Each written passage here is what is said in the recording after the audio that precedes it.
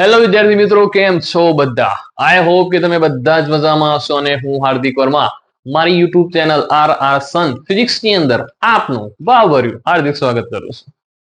આપણે ધોરણ 12 સાયન્સ વિદ્યુત ભાર અને વિદ્યુત ક્ષેત્રો જે ચેપ્ટર 1 છે એની લેક્ચર સિરીઝ જે છે આપણે સ્ટાર્ટ કરેલી છે. એની અંદર આપણે ગોસનો નિયમ જે છે એ પણ ભણી ગયા છીએ અને ગોસના નિયમના અગત્યના જે મુદ્દાઓ છે એ પણ આપણે શીખી ગયા છીએ. જો તમે નવા છો તો પહેલા તો ચેનલને સબસ્ક્રાઇબ કરો અને આગળના વિડીયો જે છે એ આઈ બટન પર ક્લિક કરીને તમે જોઈ શકો છો. અને આજનો જે આપણો સરસ મજાનો પ્રશ્ન છે જે તમે બોર્ડ ઉપર જોઈ રહ્યા હશો, ઓકે, તો એ પ્રશ્ન જે છે એ આજે આપણે ડિસ્કસ કરવાના છીએ. ઓકે, તો બને રહો મારી યુટ્યુબ ચેનલ પર અને લેક્ચરને એન્જોય કરો. એના પહેલા જો તમે વિડીયોને લાઈક નથી કર્યો તો પ્લીઝ લાઈક કરી દેજો. ઓકે, તો પ્રશ્ન કંઈક એવો છે કે ભાઈ સમાન રીતે વિદ્યુત ભારિત અનંત લંબાઈના સીધા પાતળા તારને લીધે ઉદ્ભવતા વિદ્યુત ક્ષેત્રનું સૂત્ર તારવો. અને આ પ્રશ્ન જે છે એ માર્ચ 2023 ની અંદર પૂછાઈ ગયેલો છે. ઓકે, તો પ્રશ્ન આપણે સમજીએ અને એને આપણે વિદ્યુત ક્ષેત્રનું સૂત્ર કેવી રીતે મેળવવું એ આપણે ડિસ્કસ કરીએ છીએ. ઓકે, તો શું કહે છે કે સમાન રીતે વિદ્યુત ભારિત અનંત લંબાઈનું, અનંત લંબાઈનું એટલે છેક સુધી એવું નથી. ઓકે, અનંત લંબાઈના પાતળા તારને લીધે ઉદ્ભવતા વિદ્યુત ક્ષેત્રનું સૂત્ર. ઓકે, તો સપોઝ કે વિચારો કે અહીંયા મેં એક સરસ મજાનો નાનો અનંત લંબાઈનો તાર જે છે એ મેં લીધેલો છે અને જેના ઉપર પ્લસ વિદ્યુત ભાર જે છે એ સમાન રીતે સતત વિતરિત થયેલો છે. ઓકે, ખ્યાલ આવશે ને? એક સરસ મજાનો આપણે તાર લીધો છે અને એના ઉપર સમાન રીતે અને સતત વિદ્યુત ભાર વિતરણ થયેલું છે, વહેંચાયેલું છે. તો આપણને પહેલા તો ખબર છે કે રેખીય વિદ્યુત ભાર ઘનતા લેમડા બરાબર ક્યુ અને તારની લંબાઈ છે એલ. ઓકે, તો લેમડા બરાબર ક્યુ ભાગ્યા એલ. આ જે છે એ આ તારની શું છે? રેખીય વિદ્યુત ભાર ઘનતા. કેમ? કારણ કે આપણે સતત વિદ્યુત ભારો જો પથરાયેલા હોય તો એની અંદર આપણે લેમડા બરાબર ક્યુ ભાગ્યા એલ એ આપણે રેખીય વિદ્યુત ભાર ઘનતા લઈએ છીએ. હવે આની અંદર શું કહે છે કે ભાઈ આ તારથી અમુક અંતરે, મતલબ કે આ તાર જે છે એને લંબ અમુક અંતરે, સપોઝ કે આપણે અંતર લઈએ છીએ આર, અમુક અંતરે આર અંતરે એક પી બિંદુ છે અને પી બિંદુ આગળ આપણે વિદ્યુત ક્ષેત્ર જે છે એ શોધવાનું છે. ખ્યાલ આવશે? સરસ મજાનો પ્રશ્ન છે, એકદમ રિલેક્સ થઈને આપણે ભણવાનું છે, કોઈ પણ પ્રકારનું સ્ટ્રેસ લેવાનું નથી. સ્ટ્રેસ. ઓકે, સરસ પ્રશ્ન છે. એક સરસ મજાનો અનંત લંબાઈનું તાર લીધું છે, બરોબર, જેની લંબાઈ છે એલ. ઓકે, એના ઉપર સતત વિદ્યુત ભારો પથરાયેલા છે, plus plus plus plus plus. તો એ વિદ્યુત ભારોના લીધે કંઈક એનું વિદ્યુત ક્ષેત્ર પણ હશે. ઓકે, બીજી વસ્તુ શું કરી, તો આ જે તાર છે એનાથી આર અંતરે એક પી બિંદુ લીધું છે કે જે જગ્યાએ આપણે વિદ્યુત ક્ષેત્રની તીવ્રતા એ શોધવાની છે. ઓકે, આ બિંદુએ, બરોબર. સપોઝ કે એ જ વસ્તુ હું અહીંયા પણ લઉં છું કે ભાઈ અહીંયા પણ આર અંતર છે અને એક અહીંયા બીજું બિંદુ છે ક્યુ. એ જગ્યાએ પણ આપણે વિદ્યુત ક્ષેત્રની તીવ્રતા શોધવી છે. તો હવે આપણે આગળ શું કરીશું? ઓકે, તો સૌ પ્રથમ તો આપણે થિયરી પણ થોડી એક લખી દઈશું કે જેથી કરીને તમારે બોર્ડની પરીક્ષામાં પૂછાય તો તમે થિયરી પણ લખી શકો. તો ચલો થિયરીની આપણે શરૂઆત કરીએ. તો થિયરીની અંદર આપણે લખીએ કે અનંત લંબાઈનો અને લેમડા જેટલી રેખીય વિદ્યુત ભાર ઘનતા ધરાવતો એક પાતળો તાર આકૃતિમાં બતાવેલ છે. ઓકે, ખ્યાલ આવશે ને કે ભાઈ અનંત લંબાઈનો અને લેમડા જેટલી રેખીય વિદ્યુત ભાર ઘનતા ધરાવતો એક પાતળો તાર જે છે એ આપણે આકૃતિની અંદર બતાવ્યો છે. આપણે શું કરવાનું છે? તો આપણે એવું લખીએ કે તારને લંબ રૂપે આર અંતરે એક પી બિંદુ છે ત્યાં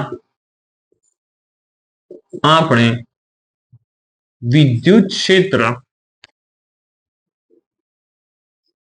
શોધવું છે. ઓકે, તાર જે છે એ તારથી આર અંતરે એક પી બિંદુ છે અથવા તો ક્યુ બિંદુ છે. એ જગ્યાએ આપણે શું શોધવું છે? તો વિદ્યુત ક્ષેત્ર જે છે એ આપણે શોધવાનું છે. ઓકે, પહેલા આટલું લખી દો, પછી આકૃતિની અંદર આપણે ફરીથી પણ થોડું ડિસ્કસ કરીએ.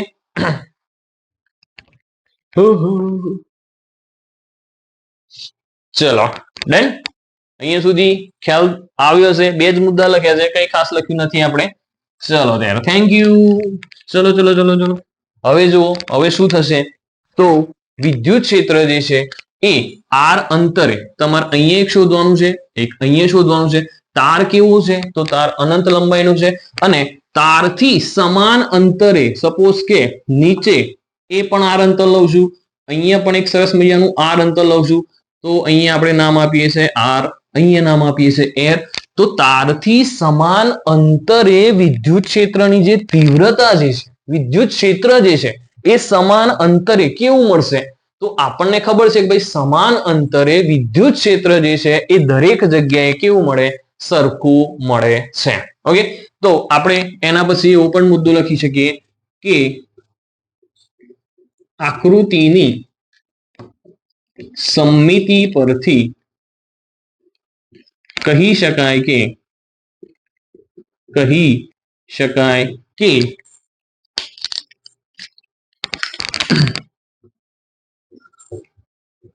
તારને અથવા તો વિદ્યુત ભાર રેખાને અક્ષ તરીકે લઈ તેનાથી સમાન અંતરે આવેલા બિંદુઓ આગળ વિદ્યુત ક્ષેત્રની તીવ્રતા કેવી મળે છે? સમાન મળે છે. ઓકે, આ જે તાર છે તો તારથી સમાન અંતરે પી બિંદુ આવેલું છે, એક ક્યુ બિંદુ આવેલું છે, એક આર બિંદુ આવેલું છે અને એક એસ બિંદુ આવેલું છે.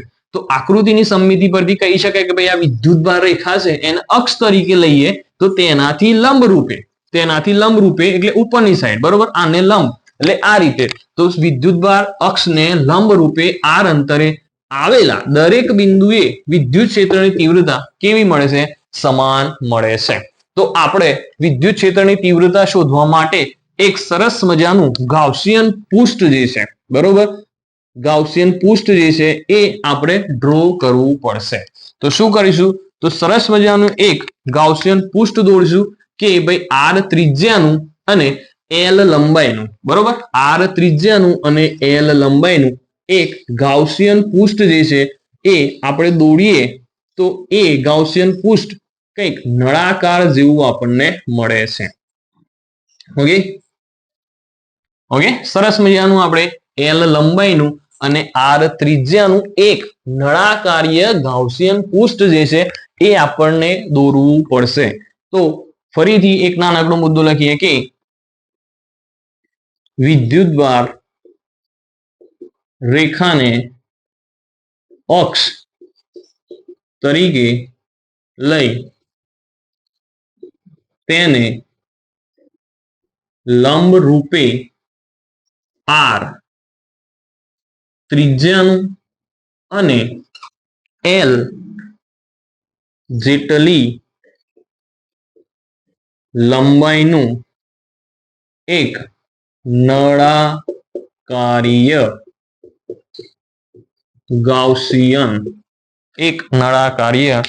ગાઉસિયન પૃષ્ઠ દોરતા. ચલો ખ્યાલ આવશે શું કર્યું?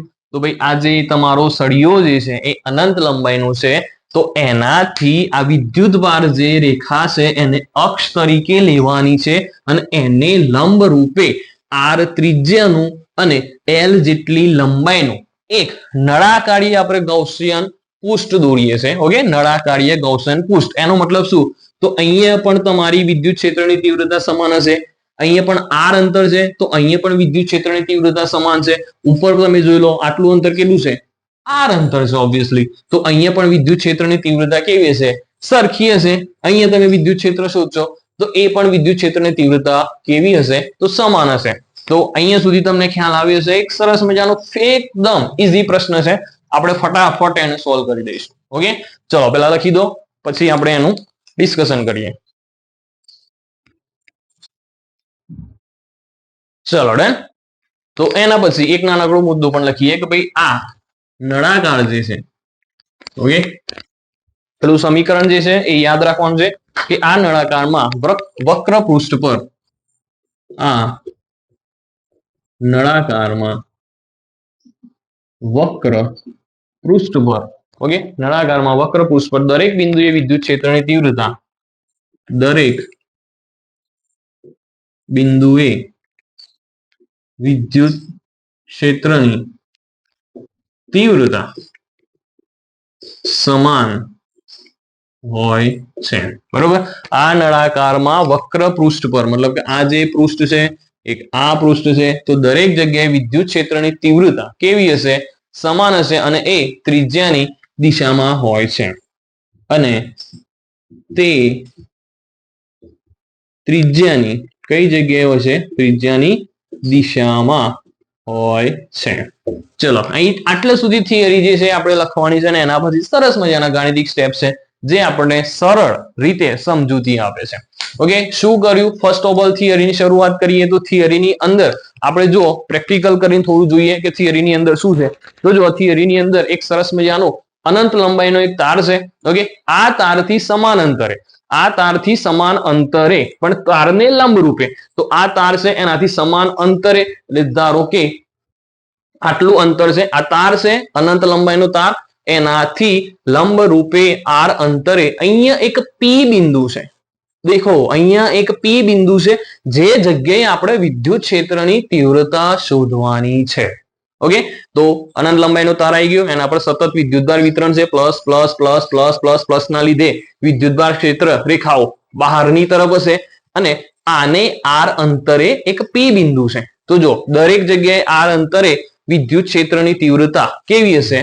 સમાન હશે. તો આના રિલેટેડ એક જો ગાઉસિયન પૃષ્ઠ આપણે દોરીએ તો એ ગાઉસિયન પૃષ્ઠ કંઈક આવું નળાકાર હશે અને એની અંદર તમારો અનંત લંબાઈનો શું છે? સળિયો છે. તો તમે કહી શકો કે ભાઈ આ દરેક જગ્યાએ, બરોબર, તારથી સમાન અંતરે, તમે જુઓ તો તારથી સમાન અંતરે મતલબ કે આ નળાકારના સરફેસ પર, પૃષ્ઠ પર દરેક જગ્યાએ વિદ્યુત ક્ષેત્રની તીવ્રતા કેવી મળશે? તો સરખી મળે છે. હવે આપણે ગોસનો નિયમ શીખી ગયા છે કે ભાઈ ગોસના નિયમનો આપણે ઉપયોગ કરીએ તો આપણને વિદ્યુત ક્ષેત્રની તીવ્રતા જે છે એ મળશે. કેવી રીતે? તો જો ગોસનો નિયમ આપણે શીખીએ છીએ કે ભાઈ ગોસના નિયમ પરથી હું અહીંયા લખું છું કે ગોસના નિયમ પરથી આપણે ખબર છે કે ગોસનો નિયમ ફાઈ બરાબર સંકલન ઈ ડોટ ડી એ, જ્યાં ઈ શું છે? તો વિદ્યુત ક્ષેત્ર, અને ડી એ શું છે? તો તમારું ક્ષેત્રફળ ખંડ સદિશ. તો જો કે ભાઈ તમને વિદ્યુત ક્ષેત્ર કંઈક ઉપરની દિશામાં, અહીંયા નીચેની દિશામાં મળશે. તો ધારો કે આ પી બિંદુ આગળ આપણે ફ્લક્સ ફાઈ શોધવું છે, તો વિદ્યુત ક્ષેત્ર કઈ તરફ છે? તો વિદ્યુત ક્ષેત્ર તમે કહેશો સર બહારની તરફ છે. અને આના માટે એનો ક્ષેત્રફળ ખંડ સદિશ એ પણ કઈ તરફ હશે? તો તમે કહેશો ક્ષેત્રફળ ખંડ સદિશ પણ એ જ દિશામાં છે. તો બંને વચ્ચે કેટલાનો ખૂણો બને? તો બંને વચ્ચે 0 નો ખૂણો બને છે. તો આનું આપણે સાદુરૂપ આપીએ તો તમે જુઓ સંકલન ઈ ડી એ, અહીંયા શું લખશું આપણે? cos થીટા, જ્યાં થીટા બરાબર કેટલા મળે છે? 0. તો આપણું સમીકરણ થશે ઈ ડી એ. ઓકે, હવે શું થશે? તો અહીંયા વિદ્યુત ક્ષેત્રની જે તીવ્રતા જે છે એ દરેક જગ્યાએ કેવી છે? સરખી છે. એટલા માટે એનું સંકલન થશે નહીં. ફક્ત ને ફક્ત કોનું સંકલન થશે? ડી એ નું સંકલન. અને ડી એ તમે અહીંયા પણ શોધી શકો છો, અહીંયા પણ શોધી શકો છો, અહીંયા પણ શોધી શકો છો. એનો મતલબ શું? તો ડી એ એનું સંકલન કરશું આપણે તો આપણને કેપિટલ એ મળે છે. કેપિટલ એ શું છે? તો કેપિટલ એ જે છે એ આપણા નળાકારનું શું છે? ક્ષેત્રફળ છે. જે કેપિટલ એ શું છે? તો ક્ષેત્રફળ, દરેક ક્ષેત્રફળ આપણે લેવું એના કરતા સમગ્ર નળાકારનું જ ક્ષેત્રફળ લઈ લઈએ તો નળાકારનું ક્ષેત્રફળ શું લખીએ છીએ આપણે? એ લખીએ છીએ. અને નળાકારનું ક્ષેત્રફળ તમને ખબર હશે, નળાકારનું ક્ષેત્રફળ ઇઝ ઇક્વલ ટુ 2πr_l. નળાકારનું જે ક્ષેત્રફળ હોય છે એ કેટલું હોય છે? 2πr_l. તો ફ્લક્સ બરાબર E અને ક્ષેત્રફળ 2πr_l. ઓકે, તો આપણને ફ્લક્સ મળ્યું phi બરાબર E 2πr_l. ચલો અહીંયા સુધી ખ્યાલ આવ્યો હશે. અહીંયા કોઈ પ્રકારનું આપણે વધારે પડતી માહિતી મેળવી નથી. સરસ નાનકડા સંકલન કર્યું છે. અહીંયા વિદ્યુત ક્ષેત્રની તીવ્રતા છે એટલા માટે એનું સંકલન ના થાય એટલા માટે એ સંકલનની બહાર આવી જશે. DA એ દરેક જગ્યાના ક્ષેત્રફળ ખંડ સદિશો છે. બરોબર, તો DA એનું સંકલન આપણે એ કર્યું અને એ શું છે? તો નળાકારનું ક્ષેત્રફળ છે. ચલો અહીંયા સુધી ખ્યાલ આવ્યો છે. Okay, done. તો પેલા લખી દો. એક ફર માઇક ચેક કરી લઉં, બનતું નથી થઈ ગયું ને? ચલો ડન છે, ચાલુ છે. ઓકે, જુઓ હવે શું કરીશું આપણે? તો હવે આપણ જોડે એક બીજું પણ ગોસનું સૂત્ર છે કે phi બરાબર q upon epsilon naught. એક આપણા જોડે એક બીજું પણ આવું સમીકરણ છે. ઓકે, તો phi ની જગ્યાએ આપણે અહીંયા લખશું E 2πr_l બરાબર, આના નીચે તમે લખી શકો કે ભાઈ ગોસના સૂત્ર મુજબ phi બરાબર q upon epsilon naught. phi ની કિંમત આપણે આમાંથી મૂકીએ તો E 2πr_l.